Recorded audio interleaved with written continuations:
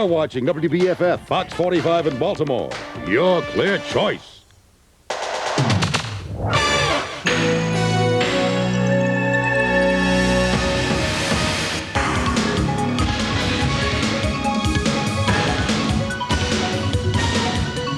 Live from WBFF TV, this is Fox 45 News at 10. So I ran back there to see what's going on. After I cut through the people, I noticed this man back there hacking away at somebody with a knife. And so I drew my revolver out, and before I knew it, everybody had gotten out. A security guard relives a moment he'll never forget. Good evening, I'm Jeff Barnes. And I'm Lisa Willis. What he's reliving is the fatal attack of a woman at a social services office today. A 29-year-old Baltimore City social worker was the victim. A homeless man paranoid about losing his fair share of food stamps is the accused murderer. It happened early this morning at the Rosemont Center in West Baltimore as crowds of people lined up for food stamps. We have two reports. We begin with Gina Germani. The Department of Social Services closed its doors today after the attack on Tanya Brown O'Neill. Shortly before noon, the department learned that she had died from multiple stab wounds to her chest and back. Director Shirley Marcus says it's her department's first fatal attack by one of the clients. People that come to our agency for service are coming as a last resort. When they come, they're coming out of desperation with a lot of feelings, hopelessness. Police say Arnold Bates went to the crowded third floor for food stamps and became enraged, lunging at the first person he came in contact with. And their screaming alerted the security guards who were down the hall. And they responded, and one of them says, "Watch it, he has a knife." They saw him stabbing. Tanya Brown O'Neill lived with her 4-year-old son in a quiet neighborhood not too far from her accused killer. Arnold Bates lived outside behind his mother's home amid a collection of junk he would try to fix up and sell to feed himself and, according to his sisters, support a drug habit. He went to a concert about 10 years ago in Washington and got a hold of some bad drugs, and this is when his trouble started. Arnold Bates would frequently be seen walking down this street, pushing his shopping cart and talking loudly to himself. But his family says it wasn't until recently that he started talking violently about being cheated out of his food stamps. Police say Arnold Bates was not a client of Tanya Brown O'Neill's, so they say it appears the fatal attack was random. I can't say, but I'm sorry that my brother took her life. And I'm hoping they will give him help, do something, so this would never happen to him or anyone else again. In Baltimore, Gina Germani, Fox 45 News at 10. Arnold Bates is hospitalized for observation tonight. Police expect to formally charge him with first-degree murder when he's released from the hospital tomorrow. Now, a spokesperson for the social service program says this is the only killing she can recall ever occurring at one of the city centers in the last 10 years. Still, this incident is raising a serious question tonight of security. It comes up to about here to me, and I can still see his head and the knife stabbing down on somebody. 32-year-old Manuel Johnson of East Baltimore was the security guard who disarmed Arnold Bates by shooting him. Johnson is employed by the Baltimore-based Watkins Security Agency, an agency that employs about 36 security officers to the city's 15 social service centers. Johnson says he was only doing his job. Before I knew it, everybody had gotten out. Everybody was gone, and just me and him. And I told him to drop the knife, and he wouldn't drop the knife, and he kept walking towards me, so I shot him in the shoulder. In order to carry a gun for the Watkins Security Agency, you must first undergo 40 hours of very intense training, including 8 hours of classroom training right here at the agency.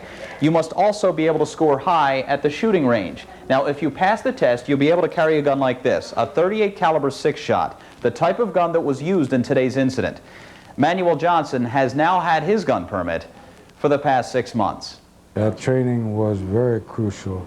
It was something that, had it not been and had he fell apart, I think somebody else may have been seriously hurt. But since this incident, a question of security has been raised.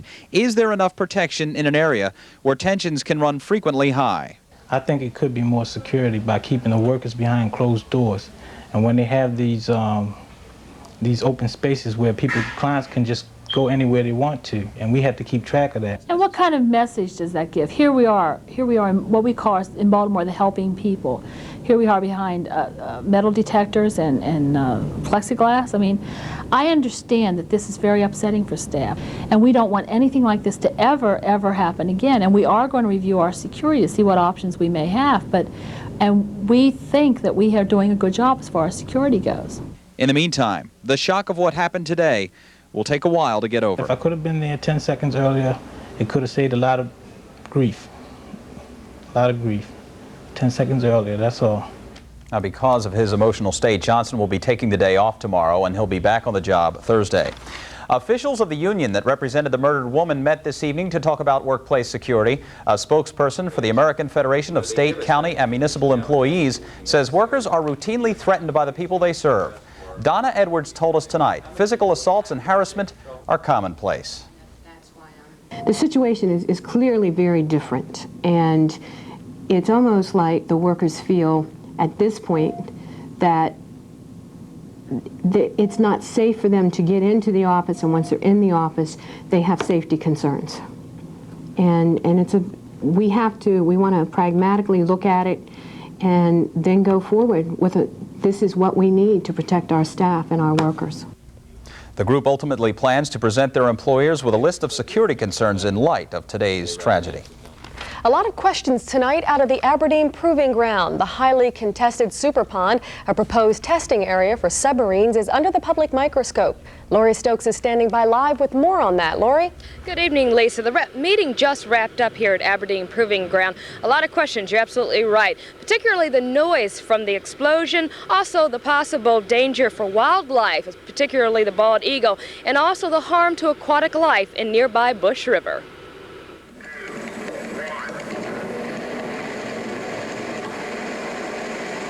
This is what some folks living around Aberdeen Proving Ground say they don't want. More underwater explosion testing, especially on a larger scale. Submarine and weapon parts are already tested at a smaller pond. In fact, it's 1/30th the size of the proposed facility. This is a model of the facility. Its price tag, $22 million.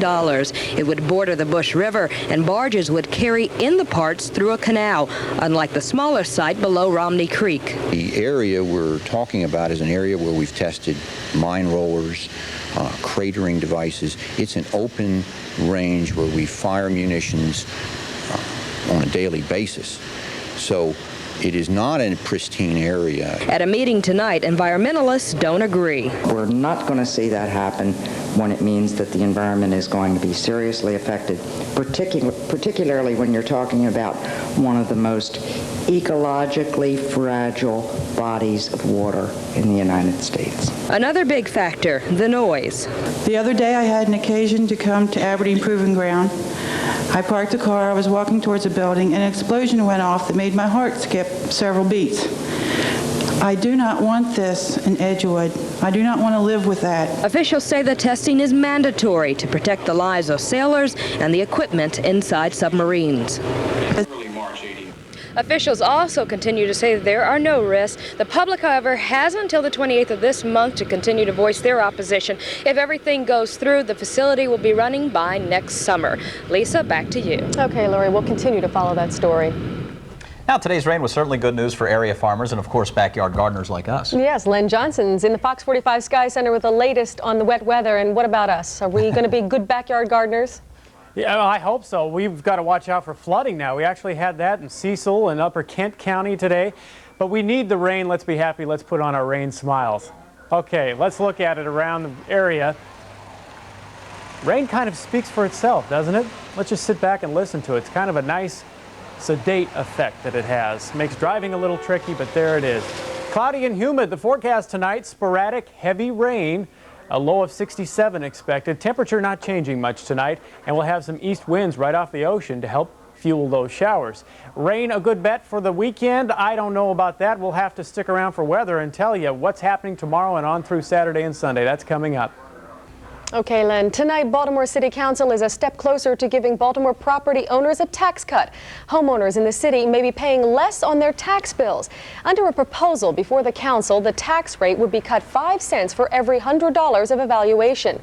The council will vote on the tax reduction plan on Monday, but it's already has a blessing of Mayor Schmoke. To achieve that, I think we'll get the benefit of balancing the budget, of putting 50 foot patrolmen out on the street for this summer, and reducing the property tax rate. If we can accomplish all that, I think we will have done a lot for the citizens of Baltimore.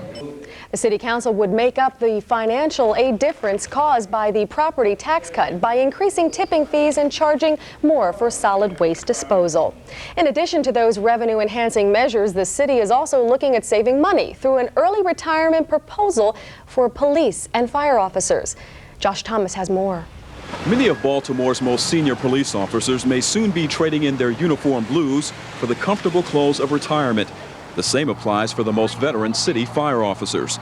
Under the plan, the city's senior police and fire officers would be offered an incentive for early retirement. This is done all the time in the private sector. It's something new as far as government employees are concerned, but we have a system, a pension system, where the employee makes a contribution, so that something can be returned to the employee as an incentive, and it does not have to come from the taxpayers. The plan, devised by the police and fire unions, is designed to save the city millions of dollars a year, while also preventing over 24 high-ranking fire officers from being demoted. But Mayor Schmoke wants to study reorganization of the two departments before jumping at the early retirement proposal. So we don't disagree with the goals, we disagree with the timing, and it shouldn't be brought up late in this budget season. So hopefully we can address the issue in the fall. We think the timing is most appropriate. The City Council is really looking for a way to ease some tax burden to citizens. We have found a way to do that. The only question now is whether the City Council will go along with the proposal. It was introduced into Council tonight, and we are told there is a very strong possibility it could pass and become a part of the 1991-92 budget. The Council meets for the last time this session on Monday, and that is when we will know a lot more about this early retirement proposal. Jeff, Lisa.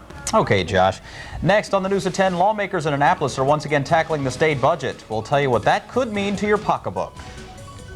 Testimony continues in the murder trial of Eric Tirado. Today, a witness talked about the bloody fingerprints found on Trooper Wolf's patrol car the day he died. Trouble at Cape Canaveral as a rocket launch goes way off course.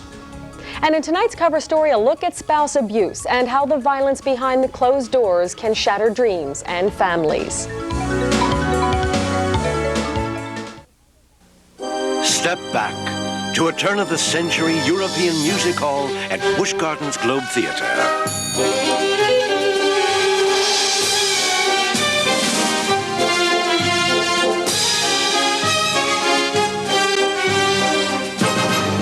Feats Too Big, the new Old World variety show at Busch Gardens. It's all the drama, all the excitement, all the fun of Europe, only closer. I really like the music on Light 102. Yeah, now they're playing all my favorite songs. But where Light 102 really works is here in the office. We don't agree on much, but everyone at work agrees on Light 102. The reason we listen all day is there's no hard rock, no hype. And no sleepy elevator music either, just one terrific song after another. Light 102 plays Carly Simon, Billy Joel, Phil Collins, the Beatles, Gloria Estefan. Turn on the light. Light 102. Light 102. Great to listen to anytime. You gotta try it. At Higdon Business Machines, you can make a big impression on a small budget with IBM's personal typing system, a powerful personal computer with easy-to-use word processing software, and an IBM laser printer that's high-speed, not high-priced. Together, you've got the state-of-the-art print quality that's 25% faster than its competitor. The IBM personal typing system and laser printer, now available at Higdon Business Machines. Call 243-6585. Higdon, an IBM-authorized business partner, 243-6585. Doesn't waste his time on just anybody. My friend Dylan? My friend Dylan. That is Henry Winkler!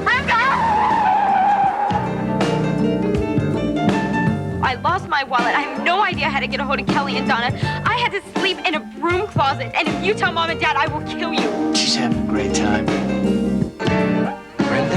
90210. New summer episodes begin July 11th. The FBI says almost a third of the women killed in the United States are killed by their husbands or boyfriends. Last year, experts say some 150,000 Maryland women were beaten and battered by the men they love. Bruce LeChen reports tonight, despite new public awareness, the numbers keep going up. In tonight's cover story, we look at broken bones, broken hearts. Friday night in the city, and the cops are out on another domestic violence call. A woman is calling for help. Police arrest her boyfriend for allegedly beating her and pulling out big chunks of her hair. She smacked me in my face, she kicked me in my and now she locking me up. Day in and day out, battering calls are some of the most dangerous and confusing for police. She wanted him locked up when we got in there. Afterwards, when I arrested him, she changed her mind. Is that typical? Yeah, it's very typical. Moments later, and blocks away, another call. A woman says her boyfriend's been beating her. He threw me into this wall. You see this hole? It's a hole right there. Domestic violence is not just a problem of the poor and the central city. Here in Baltimore County, 5,400 cases were reported last year. That's twice as many as were reported in the city. In Howard County, 550 cases. In Anne Arundel County, 650. And those were just the cases that were reported. So I loved him, and I didn't want to leave him. And I kept hoping that he would stop. Broken bones and broken hearts. Dottie Copley has tried to heal the emotional scars, but the physical damage remains. The 26-year-old will spend the rest of her life in a wheelchair. She vividly remembers the night he broke her neck. I thought he had cut my legs off. It felt like they were floating away. And what's really strange is there were so many people around, and they saw him dragging me up there, and no one came to help me. Experts say spouse abuse is often a horrible legacy, passed from mother to daughter, father to son. Children see that their father can very easily get his way by pushing, shoving, hitting the mother. A child learns very early on that if he wants the little red truck, all he has to do is hit Johnny in the head, and he gets the little red truck. It's immediate and instant gratification. I guess I'm learning that there's a bigger man that can cry, rather than the man that can stand up and fight. Carl is one of the rare batterers who has volunteered for counseling. He says he's learned to walk away from a fight. Now I'm trying to teach my son that sometimes it's the bigger man that can go tell a teacher that somebody took something from you, instead of taking that guy and beating him up and taking it back. It's about time that people came forward and said, look, I'm being abused, and stop the cycle, because it's going to affect your children, and they're going to end up doing the same thing. We need a new community ethic that says, this is not okay behavior. This is wrong. And if I see it on the street, I'm going to stop my car and I'm going to say, hey, leave her alone. If I see it, in my family's home, I'm going to say this is wrong and I'm going to call the police. Advocates say public attitudes are changing, and they hope someday to reduce the number of broken bones, if not the number of broken hearts. In Baltimore, Bruce LaShan, Fox 45 News at 10. Domestic violence cases are expected to increase, but experts say public attitudes are changing, and they hope soon to reduce the number of women who become victims of the men that they love and they trust. It was the legislature versus the governor in Louisiana. Ahead on the news at 10, an update on the attempt to override an abortion bill veto. Plus, in tonight's Money Pro report, Steve Crowley has more advice on how to pick a winner in the stock market. But before that, tonight's lottery numbers.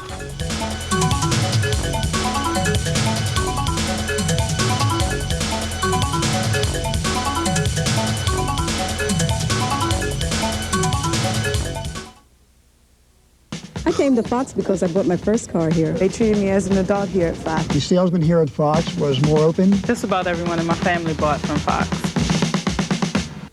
If you're expecting your first baby, you may be in for a shock when you find out all the things you need and how much they cost. That's why Our First at Harbor Hospital Center is working with area merchants to give first-time parents special prices on a wide range of goods and services. Look for this sign at a growing number of quality stores, because saving money is just one of the advantages of joining Our First. Our First at Harbor Hospital Center, for expectant parents who aren't quite sure what to expect. This is Matt Sykes. No, George, I'm open! I'm open! And this is George Francisco. They're partners on the same side of the law, yet worlds apart. Milo, Alien Nation, the show the Washington Post called ingenious, is back. You feel up to making the bus? Wild horse couldn't drag me away. Horses, wild horses. Alien Nation, the series. Friday night at 9. Tonight's business report is sponsored by Warfields. Take it along for the ride.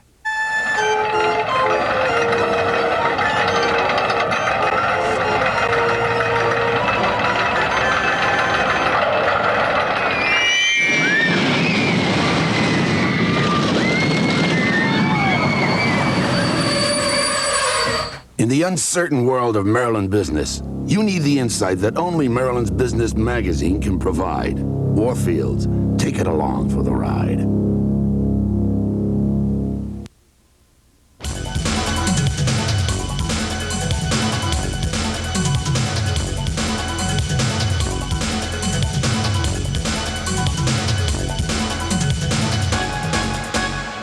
Construction of new houses is up for the second straight month. The Commerce Department says housing starts inched up 0.1% last month.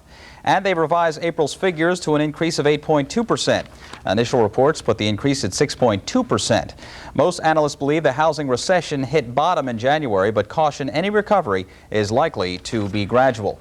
Baltimore has more affordable housing tonight. A ribbon-cutting ceremony opened the Newington project, which gives low-income families another housing option. Mayor Schmoke and partners in the project toured the homes today. The project is sponsored by 5 nonprofit organizations, Maryland National Bank, and the Department of Housing and Urban Development. The Maryland Attorney General's office found out that it can move ahead with its case against the nation's insurance giants. Their case alleges several companies, including Cigna and Allstate, artificially created an insurance crisis. Back in the mid-1980s, daycare centers, festival organizers, and local governments found it far too expensive to buy quality liability insurance. The Maryland Attorney General's office, along with 18 other states, will try to prove the insurance companies teamed up to create the crisis. Investors big and small have put more than $250 billion into stock mutual funds. That's about 7 times more than 10 years ago. But with more than 800 stock funds out there, what's the best way to pick a winner? Well, Steve Crowley has advice tonight in part 2 of his Money Pro series, Mutual Profits. These professionals are researching mutual funds, separating the best from the worst, rating these and all the funds in between. When we're investing our hard-earned money, being able to pick winners consistently is most of the ballgame. Research becomes a valuable tool. Never throw darts at a board. One of the most respected and complete services is based here in Chicago, published by Morningstar Inc. Don Phillips is the editor of Mutual Fund Values, and I spent an afternoon with him reviewing the way they analyze funds. Now, a top-rated fund, be it a stock or bond fund, would be a 5-star fund? That's right. 5-star funds are the top, and what we're looking for there are the best all-weather funds, the funds that have the best returns relative to the risks that they take. Well, this mutual fund value service with all the updates weighs in at quite a few pounds, but the best part, it's available in most public libraries for free. Now, the part of the service I like best is the 1 to 5-star rating system. Here's how it works. The ratings start off at 1 star for the lowest rated funds. 5-star funds are the highest rated. 4 stars are above average, and these 2 top categories should comprise about 80% of your total stock and bond fund investments. That's exactly what we would recommend. Put 75–80% of your investments in 4 and 5-star funds. Higher rated funds, we think of these as the 300 hitters on a baseball team, and these are the ones you want to start off with. So be sure to take advantage of newspapers, magazines, and these professional rating services before you make final decisions about buying any stock fund. Here's more advice. Understand any upfront commissions you'll have to pay. Remember, many excellent no-load funds are available, and you can buy direct from most funds. Don't buy stock funds based on tips, rumors, or hearsay. Do your own research. As for goals, 12% before taxes should be your overall goal with stock funds. And for more info and advice on investing in mutual funds, write me here at the station. Please send along your self-addressed, stamped envelope. I'm Steve Crowley, the Money Pro for Fox 45, News at 10. To get that free information on investing, send a self-addressed stamped envelope to Steve's Money Mailbag, Fox 45 News at 10, 2000 West 41st Street, Baltimore. The zip is 21211, and please don't forget your self-addressed stamped envelope. That address again is Fox 45 News at 10, 2000 West 41st Street in Baltimore, and the zip again is 21211. Our suburban sweep starts in Howard County. Whose fingerprints were found in Trooper Wolf's patrol car the night he was murdered? The prosecution says they're Eric Tirato's, the man charged with killing Corporal Wolf. Tirato's attorney says they don't belong to his client. From Ellicott City tonight, Deborah Weiner reports on day 2 of testimony in a death penalty trial that could last all summer long. Car where he was shot to death, investigators found fingerprints, and lots of them. With enormous detail, a crime lab technician told jurors today how he lifted those prints from the passenger side, where the state alleges Eric Tirato pumped the trooper with 2 bullets from a .357 caliber revolver. Defense attorney Mark Van Bavel says there's no evidence Tirato or his alleged accomplice Francisco Rodriguez were ever in Wolf's car. Tirato's prints are not in the patrol car. Are Rodriguez's prints in there? His prints are not in the patrol car. Van Bavel says other evidence, however, will prove to the jury that Rodriguez, not Tirato, pulled the trigger. The crime lab technician took the stand all day long. At one point, he identified Trooper Wolf's clothing, everything from belts to boots, packed up in brown paper evidence wrapping. This, as you can imagine, was very difficult for the trooper's wife, who sits in the front row. The jury was dismissed during all of this, per the defense attorney's request. It's more inflammatory than it is useful as evidence. With 2 days of testimony down, the Tirato trial's been a methodical one, to say the least. 2 jurors were spotted nodding off. And in a case where the stakes are life and death, that's the last thing the alleged trigger man wants. In Ellicott City, Deborah Weiner, Fox 45, News at 10. Tomorrow, the defense will cross-examine the crime lab technician, and the state may introduce a transcript of what Corporal Wolf said earlier that March morning before he was murdered. In tonight's Maryland Roundup, a man who helped kidnap, rob, and terrorize a Hagerstown couple and their 3 daughters last September has been sentenced to 50 years in jail. 42-year-old Larry Wild of West Virginia was found guilty in May of kidnapping, burglary, and armed robbery. He faces a maximum of 70 years in prison. He faced, rather, a maximum of 70 years in prison for those crimes. They're rationing water in the town of Boonesboro. Residents are prohibited from using city water to wash cars or water lawns and gardens. That's because the town's reservoir is 34 inches below capacity due to our recent lack of rain. Next time you renew your driver's license, you may be paying more for it. That story ahead on the News at 10. Plus, a consumer group says many Maryland businesses are polluting our waters. And water and mud make a disastrous mix in Chile. More on that ahead on the News at 10.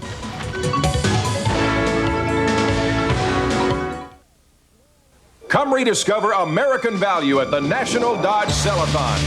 Like this 91 Dodge Spirit. Spirit beats Honda Accord DX with more interior room, a longer powertrain warranty, a lower price, and a standard airbag. And now with $1,000 cash back, Spirit starts at just $10,526. Add factory to dealer incentives and you could save even more. But hurry, this deal can't last forever. Rediscover American values at your Baltimore Metro Dodge dealers. I believe when you give people the best price, they'll give you their business. Seems my approach has been picked up by a credit card company. Introducing Price Protection from Citibank MasterCard. If you buy something with your Citibank MasterCard, then see it in a printed ad for less, we'll refund you the difference up to $250. So you can get the best price no matter where you shop. Offering the best price has kept my customers happy. I'm sure it'll do the same for Citibank's customers. Not just MasterCard, Citibank MasterCard. Fairy tales can come true. It can happen. Yeah. Why do they call it Death Wish? Why did you wear wingtips on a weekend? They're taking your taste to new heights. New Canada Dry Lemon and Diet Lemon Ginger Ale. Like dry Canada Dry Ginger Ale and the surprising taste of lemon. Together, a refreshing new spin on soft drinks. If you are among the very young and high. Did we have to sit in the front car? This is the winning ticket in Friendly's Cool Cash Sweepstakes. Over $10 million in cash and prizes. Pal. This is the winning ticket in Friendly's Cool Cash Sweepstakes. Over $10 million in cash and prizes. This is the winning ticket in Friendly's Cool Cash Sweepstakes. Over, give me. Every ticket's a winner in the Friendly's Cool Cash Sweepstakes. Game cards available at all Friendly's restaurants and in specially marked packages of Friendly's ice cream. This is the winning ticket in Friendly's Cool. Tough town. Max Morgan joins us now from the newsroom with a glance at the sports menu. Max, what's being served up? Well, I'll tell you what, it's pretty good, Lisa. The Orioles trying to make it 4 in a row tonight. We'll show you highlights later. And what was the old 60s hit by Tyrone Davis? If I could turn back the hands of time? Well, the Birds will do that tomorrow evening. Bruce Cunningham is a preview, plus the rest of the day in sports, so stay with us. Jeff? Max. If you're a Maryland driver, there's a very good chance you'll soon be paying more to drive your car or truck. As News at 10's John Rydell reports tonight, it's part of a maneuver to help boost state revenue and balance the budget. With sales and income tax receipts still down, Maryland motorists are being called on to help pick up the slack. You won't pay more at the pump, but you will see increases in dozens of motor vehicle fees. Many of these fees have not been raised for 20 years. I mean, $1 or $2, it requires more, and the state's spending more than we're getting in return for some of these title renewals and things of that nature. License renewals would increase from $6 every 4 years to $20 every 5 years. New license fees would rise from $20 every 4 years to $30 every 5 years. And vehicle title fees would jump from $1 to $12. The proposed hikes would help generate more than $40 million in new revenue each year. But some legislative leaders are still worried about where the extra money will end up. I'm not opposed to light rail. But if we hadn't had such cost overruns, and if we'd have waited for the federal money for the central section of it, we probably wouldn't be in the situation we're in right now. Although lawmakers are endorsing more budget cuts totaling $125 million, some admit layoffs are still a possibility. The state government is going to have to start downscaling government dramatically, and it's going to hurt programs, but we're going to have to bite the bullet. Although lawmakers are reluctantly endorsing an increase in motor vehicle fees, most say they are dead set against any increase in the state's gasoline tax, at least until next year. In Annapolis, I'm John Rydell, Fox 45 News at 10. The General Assembly meets in special session next week to finalize this latest round of budget cuts as well as higher MVA fees. The top flight performance of women in the Gulf War is being examined by Congress as it considers changing their role in the military. A measure removing the 43-year ban on female fighter pilots has been passed by the House. And the Senate subcommittee is considering allowing women to fly combat missions. The Pentagon's top personnel officer is urging caution, saying any changes should be slow and deliberate. A Navy commander says if he had to choose between a male combat pilot and a more qualified female pilot, he'd go with the male pilot. Checking news around the nation tonight, Louisiana's lawmakers are getting the last word on a tough anti-abortion measure. The state's House and Senate have voted to override the governor's veto of that bill. Governor Buddy Roemer says the bill is too restrictive, setting strict guidelines for abortion in cases of rape and incest. But because of tonight's vote, the bill will, in fact, become law. A Los Angeles judge says he's willing to move the Rodney King beating case to a new location. The judge told a state appeals court he's taking the action to avoid further delays. 4 LA police officers are charged in the videotape beating of King. The transfer could come as early as tomorrow. That's when the original trial was set to get underway. A commercial rocket had to be destroyed shortly after takeoff at Cape Canaveral this morning. The suburban Washington company that built the small rocket is setting up a review board. It's trying to find out what sent the rocket off course, and they won't launch any more rockets until they know what went wrong. A Coast Guard vessel is trying to locate the scientific payload that splashed down into the Atlantic. 13 people were injured today, 2 seriously, when an explosion shook a munitions plant in California. All of the injured were employees of the Aerojet Corporation in San Bernardino County. While the cause of the blast is not yet known, the fire battalion chief says an ammunition loading rack malfunctioned. In our worldview tonight, the first freely elected president of Russia is in the United States. Boris Yeltsin arrived at Andrews Air Force Base this afternoon. Yeltsin says that he hopes his visit will promote better relations between the two nations. Yeltsin will meet with President Bush Thursday and speak to congressional leaders tomorrow. More than 60 people are dead after another natural disaster. Streets are covered with up to 2 feet of mud in a city in northern Chile. Many areas have no power or water, roads are blocked, and workers are searching for survivors of a giant mudslide. Heavy rains caused the mess that's killed 61 people and injured about 750 others. And people in the Philippines will be digging out of volcanic ash for a pretty long time to come. But scientists say the worst is over. Mount Pinatubo is calming down. The U.S. is sending 1 million all-ready-to-eat meals to the Philippines. They're left over from the Gulf War. We're also sending 16 American earth movers to clear the ash-covered roads. A Maryland environmental group says federal regulations designed to curb water pollution actually contribute to the problem. The Maryland Public Interest Research Group, MARIPIRG, said nationwide 20% of government and private waste disposal facilities fail to comply with toxic waste disposal guidelines. They say the problem is even worse here in the state of Maryland.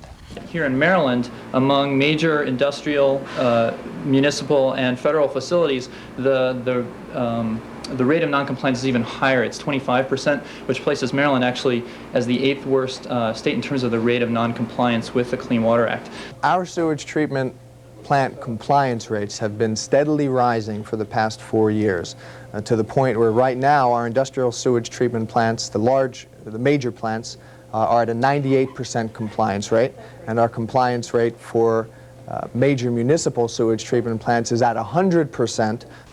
Among other things, environmentalists want stiffer fines put into clean water legislation under consideration in Congress. And now with more on that refreshing rainfall today is our own Len Johnson. Hi, Len. Hi, how you doing? Is this rain going to help? Definitely a help. We're adding to those precip totals. It's the kind of rain that sinks into the ground. I love precip totals. And restores those crops. Those are right up there with those Daytona 500 totals. Yeah, I think so. Lots of totals that mean nothing, I guess, but the rain is good news. We'll talk about that coming up. Let's take a look at our current conditions right now. It's 64 outside, 93% humidity, of course, very high humidity. Weather's coming up. Stick around. It should be a good forecast.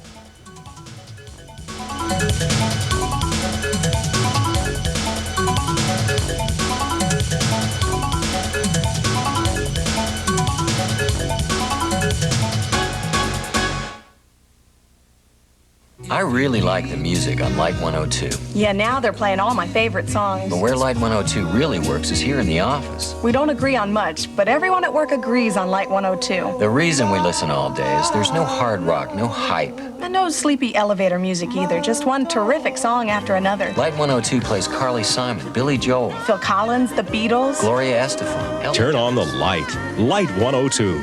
Light 102. Great to listen to anytime. You gotta try it. I have great news. Is this couch always here? She'd like to model a minute act, start a magazine. Hi, Daddy. Before she signs any contract, she better learn to read. That's a fact. Honk, honk, said the goss. Christina Applegate is Kelly Bundy on Married with Children Sundays. I don't get it. Tonight's weather report is sponsored by Miller Brothers Chevy Geo, Baltimore's #1 customer satisfaction dealer. A 91 Cavalier, just like every new Chevy and Geo, will cost every dealer in the United States the same, period. But this one came to Miller Brothers. The customer who buys this Cavalier won't be pressured. They'll get the lowest possible price, and their sales and service experience will be the best in the Baltimore region. That's what our customers have told GM again and again. Your best new car shopping experience is at Miller Brothers Chevy Geo. Minutes west of Beltway Exit 15 on Route 40 in Ellicott City. We were talking about precip totals. It got me thinking of another thing people say when it rains a lot. They don't turn and tell you, gee, it's raining. They turn and say, have you rolled up your car windows? Have you noticed that? Everyone does. So it's an indicator that there might be some drops falling. Here's the latest satellite image. You can see all the clouds. This is called a high-resolution satellite image. It's kind of like precip totals, one of those high-tech names. There's all the cloudiness in Maryland. You can see just how scattered these showers are. The whole frontal system riding just along there. And it's basically turned back into a warm front. Last night it came through as a weak cold front, and it's kind of parked right along southern Maryland. That's what's giving rise to all this rain, all these showers clear on up into Pennsylvania and upstate New York. Tomorrow, more of the same. So, how did it shape up, you ask, for rainfall totals? Well, it was hit and miss. Westminster at 73/100ths of an inch. These were at 7 o'clock. So probably up these a little bit. At the Baltimore-Washington airport, they had 64/100ths, probably up over an inch right now in Baltimore. 2 inches in Silver Spring. Annapolis at 1.62, and over on the eastern shore, they got slammed, 2.35. In Salisbury, even more than that in Ocean City, up over 3 inches more likely. Here's the latest radar. You can see where the heaviest stuff was, indicated by the orange and red. The lighter stuff, but still a good amount, is all the green, and pretty much all the eastern seaboard on down through Louisiana and Texas was in the green today. Lots of rain, lots of cloud cover, and it should continue through tomorrow. We finally will probably come out of this by Saturday or Sunday. Here's that satellite loop. Let's watch this front out here in the Midwest. That's what could finally cool us down a little bit and give us a drier air. I mean, cool us down relatively. We'll warm back up the next couple days and then cool us down again on Friday by the time this gets in. Here's that system just kind of meandering its way out there, not really moving too much, but producing a lot of clouds and a lot of isolated rain. What does it mean as far as the forecast? Well, today we watch this frontal system. The blue indicates the rain.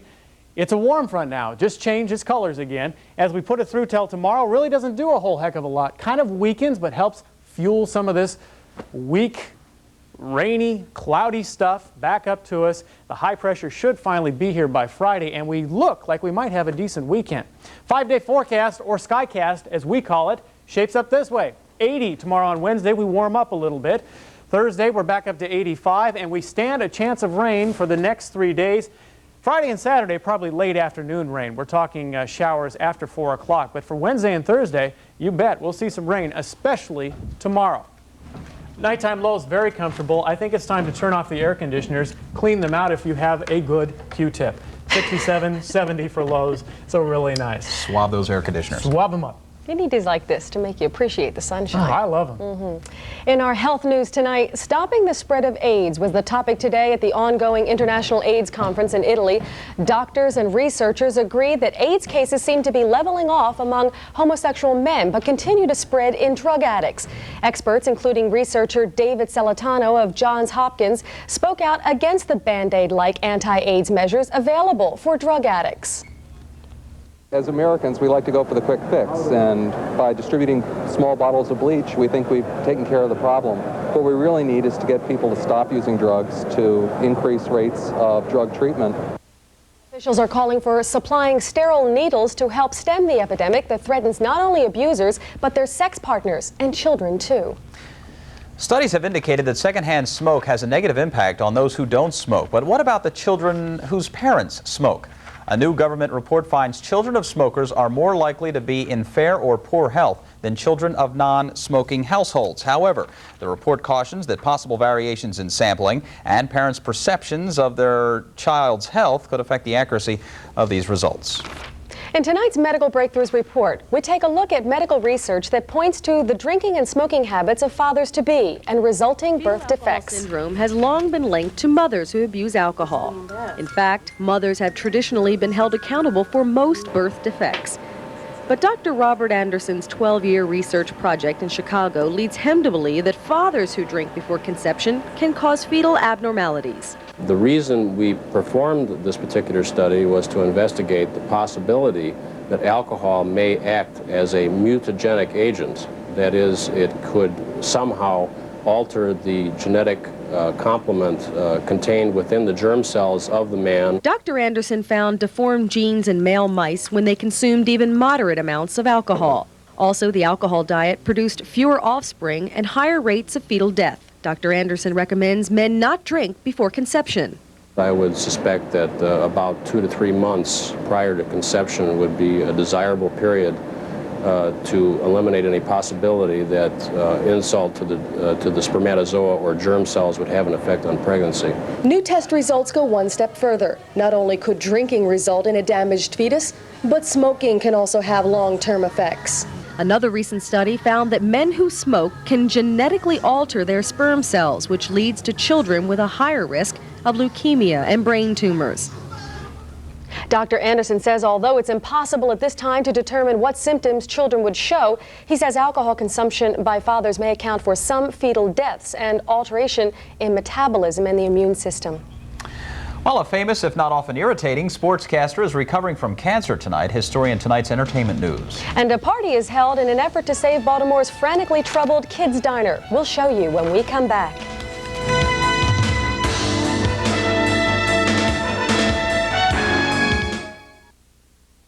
You owe okay? I feel so frail, not square like you. Quaker Oat squares are more than just square. Whole grain oats sprinkled with brown sugar, and we stay crunchy. Now I am depressed. Quaker Oat squares. You'll love them from square one. Hello? Yes, Miss Maisie McCorkle, this is Captain Merrill Steubing from the Royal Cruise Line. Yes. You're booked on a cruise Saturday? Yes, I am. Really sorry to say we're overbooked and we have to bump you out of your quarters. Wait, no. I've had this booked for 18 Yeah, months. see, we overbooked to make sure the boat is full. This must be a mistake, because I paid my ticket Yeah, we already. could put you up in the crew quarters. Wait a minute. You could have Isaac's bed. Look, are you a married woman, Mrs. McCorkle? No, I'm see, not. This is perfect. Our ship's doctor, Adam Bricker. I am traveling with... Yo, Dad, big news! Fox 45 is having a family fun fest! A 2-day extravaganza! Free admission, great entertainment! Jim and the all-animal band, Bart Simpson, and Kenny and Steve in the Fox 45 Clubhouse will be broadcasting live from the fairground. Free admission, Dad. Don't miss Fox 45's Family Fun Fest, June 29th and 30th, 10 a.m. to 6 p.m. at the Maryland State Fairgrounds in Timonium. Dad, did I mention free admission? The return of Howard Cosell tops our entertainment news this evening. The often controversial sports announcer was back on the air last night for the first time since he had cancer surgery last week. That's when doctors removed a malignant tumor from Cosell's chest. The 73-year-old Cosell said he's eternally grateful for the support of his fans. Unfortunately, the prognosis is not as good for a Motown singer stricken with cancer. Mary Wells, famous for the song My Guy, has throat cancer again. Friends say Wells had been in remission for the last 3 months, but a recent examination revealed the cancer had returned. The 48-year-old singer is in a Los Angeles hospital undergoing radiation treatment. 2 weeks ago, the News at 10 reported the Kids Diner downtown Baltimore was closing because of state budget cuts. Well, tonight, that diner has reopened, at least temporarily. The 50s-style diner hosted members of the Broadcast Promotion and Marketing Convention this evening. The dinner party had a special purpose to draw attention to the Baltimore landmark and to encourage donations to keep the Kids Diner open. Tonight's party featured the trademark Maryland crabs and memorabilia from the movie Diner and a film based on the Kids Diner. Rappers MC Hammer and Vanilla Ice are now rivals in the recording studio and on the road. The Iceman recently purchased a $300,000 vanilla-colored Porsche. There are only 4 others like it in the world. According to the car salesman, MC Hammer bought a similar model, but the Hammer's version isn't as cool as Vanilla Ice's. He says the Hammer's is more like a Pee-wee version. Who really won the NBA playoffs? Well, if you check this week's Nielsen ratings, NBC was the real big winner. The final game between the victorious Chicago Bulls and the LA Lakers was the top-rated show last week. It was also one of the highest-rated final games in NBA history. Well, just when you get used to the team, they change the players. That seems to be the story on the Today Show, which today announced its replacement for co-host Katie Couric. Faith Daniels will substitute for Couric, who begins maternity leave July 1st. You may recall Couric replaced the less than popular Deborah Norville earlier this year. Couric will return to the Today Show couch in September. Now here's a look at tomorrow's news tonight. Should the Baltimore City area go to the automobile business? Insurance business? That's the question being considered by City Council. A hearing is scheduled to discuss the possibility of a nonprofit insurance company just for city residents. Lots of kids and their parents will be celebrating life tomorrow at Johns Hopkins Children's Center. The doctors and nurses at the neonatal intensive unit will have a reunion with their former patients. Among the group, 11 sets of twins and 4 sets of triplets. There was a McMeltdown in the Arizona desert when police stumbled upon the smoldering, dismembered torso of a Ronald McDonald statue. The head, feet, and hands from the 300-pound statue were found nearby. The thieves demanded a ransom of hamburgers, fries, and shakes. But police say the whole thing was a prank. Workers at the restaurant are telling kids Ronald is on vacation, and the kids believe them. The rain's good for the farmers, but not for the birds on 33rd Street. Let's go to Max Morgan with the latest. Max. Jeff, I tell you what, it was a wet one out at Memorial Stadium, and some good news tonight. Ben McDonald will come off the DL tomorrow and throw about 5 minutes at the game. Then he'll start at AAA Rochester Friday night and throw 50 to 60 pitches to test his arm. All right, we'll take you to the ballpark in just a moment. Stay with us.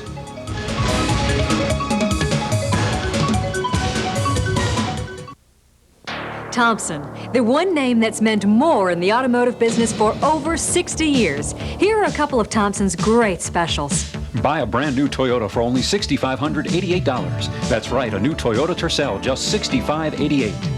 See the entire line of Toyota cars and trucks. Every model now in stock. See Thompson for your best deal. Thompson Toyota, 412 Edgewood Road, Route 755, only 1.5 miles off Route 40. We need a break. We need a break. A Big Mac? Yeah, a Big Mac. Fries? Yeah, large fries. An icy cold medium Coke. Oh, give me a break. Everything, all of it, all for just $2.99. For just $2.99? Are we getting a break? Oh, yes! A Big Mac, large fries, and medium Coke, all for just $2.99.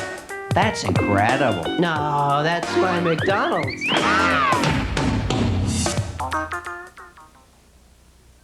Tonight's Sports Report is sponsored by Rudo Sports.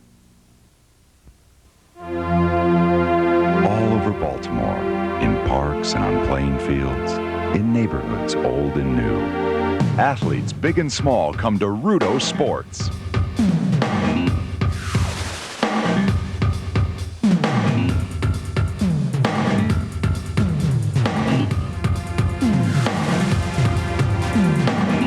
Since 1947, Baltimore's been our playground.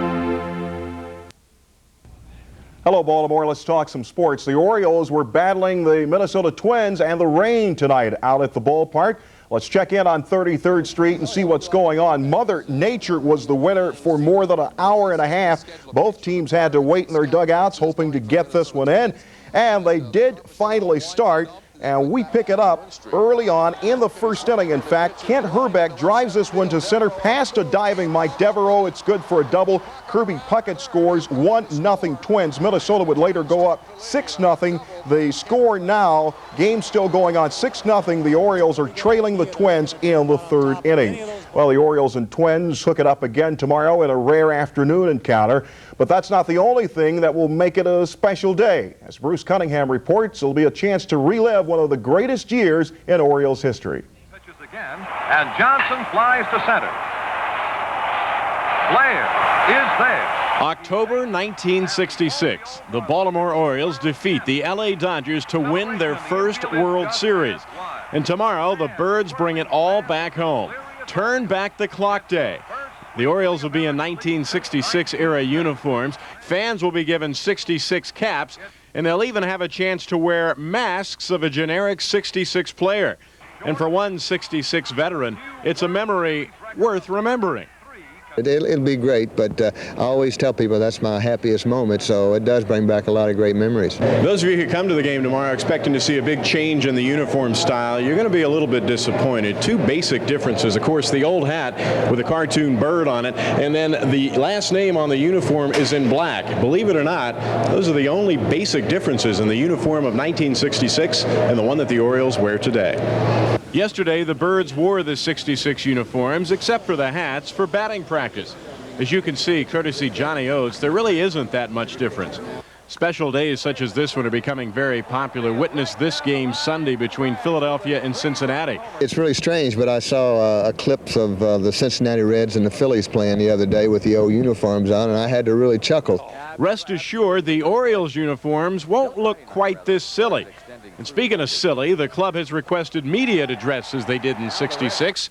As you can see from some of the youthful faces in the press box, diapers and plastic fire helmets may be the latest rage. It should be fun. In Baltimore, Bruce Cunningham, Fox 45, News at 10. I want one of those hats, I'll tell you. Meanwhile, businessman Leonard Weinglass says he's very interested in buying the Orioles. Weinglass has contacted the investment banking firm, which represents team owner Eli Jacobs. He says he's waiting for financial reports on the team. Weinglass added he'd spend another $20 million on new players if he bought the team, but he stopped short of saying what he'd be willing to pay in order to purchase the ball club. In the National League, New York Mets against the Cincinnati Reds. First inning, Barry Larkin with a single to right. Bill Doran scores 1-0 Reds. Then it's Paul O'Neill driving in his 43rd RBI of the season. Billy Hatcher comes home on the play, 2-0 Cincy. Lou Piniella feeling pretty good right now, but in the second inning, doesn't look like it, but he is feeling good. Rick Cerrone gets New York on the board with a single to center. Gary Templeton hustles home, 2-1 ball game. In the fourth, the big blow of the night, Howard Johnson takes Tom Browning deep with the bases loaded for a grand slam. 5-2 Mets, and it's Hojo's 15th dinger of the season. The Reds get one back on this Larkin single to center field. The score tonight, I'll update that one for you. 7-5 now, Mets in the 8th inning. Time now for the play of the day, and let's go to Yankee Stadium where pitcher Scott Caminetti with a nice pickoff move in his major league debut. Nice way to start it off. Scott Kaminicki with a play of the day.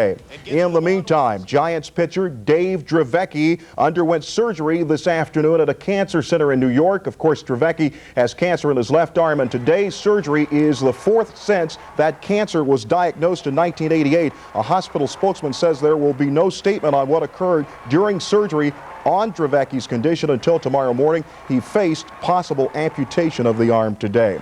NBA news, expect Jimmy Rogers to be named head coach of the Minnesota Timberwolves tomorrow. Rogers won 94 games, lost 70 while coaching Boston from 88 to 90. Rogers will be replacing Bill Musselman, second coach in that franchise history.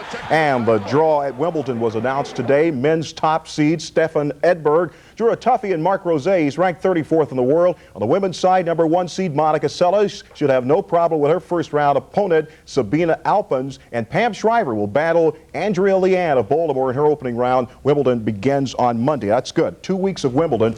Great tennis always. That's it. A busy night. All right, Max. Thank you. Lisa? Okay, coming up, an update of tonight's top stories. Plus, Len Johnson will be in with your wake-up forecast, so stay with us.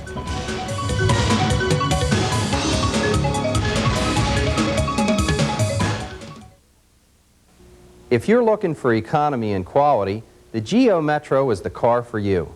The Metro XFI gets 58 miles per gallon highway and is rated the best in low environmental emissions. I'm JBA, and you can own a Metro for just $171 a month. My price includes AM/FM Delco stereo, rear defogger, and a 5-speed transmission. All you need is tax and tag fees. JBA Chevrolet Geo, Ritchie Highway, Glen Burnie. I think you're an addict. Oh, get a life. Test says you're speed free. But you know I don't do drugs. What I know has got nothing to do with it. Any officer who is a user is particularly vulnerable. Are you accusing me of scooping? I have to take your badge and your weapon. You had a major league habit. You think you're Humphrey Bogart. You got a false positive, so what? Always gonna be this whisper. She tested positive once, you know. 21 Jump Street, Wednesday night at 8 on Fox 45. Updating our top stories tonight, a Baltimore City social worker is fatally stabbed while crowds of people wait for their food stamps. The family of the accused killer says he's been in and out of mental institutions for the past decade. Testimony continued on day 2 of the trial of Eric Tirado, the New York man charged with killing Maryland State Police Corporal Ted Wolf. Today, the state said they discovered fingerprints in Trooper Wolf's patrol car. Tirado's attorney said they do not belong to his client. Baltimore County Police are investigating a fiery car crash in the Kenwood section of the county. Police say high speed may have been a major factor in this mishap, which happened just after 9 o'clock at the intersection of Hazelwood Avenue and McCormick Road. The car apparently went off the road and across several yards. It then flipped over, landing in front of a Kenwood house. The driver, a young woman, was flown to shock trauma. And City Council is one step closer to cutting the city tax rate by 5 cents. At a meeting tonight, they talked about a plan to find badly needed money. They may lower the city's contribution to the employee retirement system. And it looks like they will impose a $7.50 surcharge on disposal fees paid by commercial haulers. City Council will vote on the plan Monday that would save taxpayers money. Kind of a dark and gloomy day today in Baltimore area. Glenn Johnson in with the forecast. Better note for tomorrow? About the same for tomorrow, actually. We probably will see the sunshine pop out at a time or two, so that'll lift our spirits a bit. But my spirits are good. Read a book, light a candle, get romantic. Let's take a look at the wake-up forecast. Looks like periodic rain again, occasional clearing. Look at it and enjoy it while you can see it. Temperature will be about 68 as you get up. Temperature not changing much, and it looks pretty good for rain. Got my dictionary right here. That'll be the book I'll read. The ancient city of Isfahan, Iran will hold a new Guinness Book of World Records, maybe. A copper teapot on display at the Alagapo Hotel in Isfahan may be the largest teapot ever made. 65-year-old artist Hasnan Bizarra Well, he's not here to tell whether or not that's exactly how to pronounce it. Spent about 6,000 hours building this teapot. The unique copper pot weighs in at 130 kilograms and is worth about $500,000 in U.S. money. I was trying to look up the conversion. How heavy do you think that is? If it was 130 kilograms, what's the conversion in pounds? I have no idea, but you know, a lot of free time for Hasnan, don't you think? Don't you? That's it for us tonight. Thanks for joining us. I'm Jeff Barnes. And I'm Lisa Willis. Stay tuned next for Arsenio Hall. His guest tonight, one of my favorite guys, Robin Hood's Alan Rickman. I remember him from Die Hard. Louis Anderson, jazz musician Ronnie Laws. All right, we'll see you tomorrow night at 10 o'clock. Bye.